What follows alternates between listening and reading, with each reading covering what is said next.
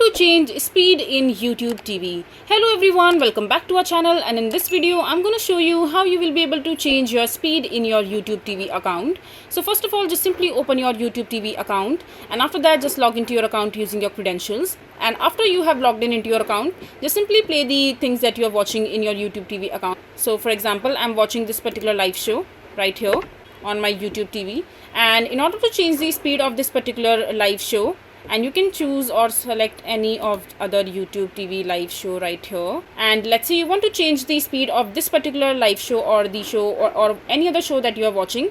All you have to do is just simply click on the settings icon from the bottom of the screen of when the content is playing on your screen, and after that just simply click on the settings icon from there, and the first option that you will see is speed. Just simply click on it, and now you have the option to manipulate the screen time or the speed of the particular show or the movie that you are watching as per your liking. So you can even increase or decrease the speed of the show as per your choice. And yeah, this is basically how you will be able to change speed in your YouTube TV. I hope you find this video to be helpful. So that is it for this video. If you find this video to be helpful, make sure to hit that like button and don't forget to subscribe to our channel for more such informative videos, and I'll see you the next time.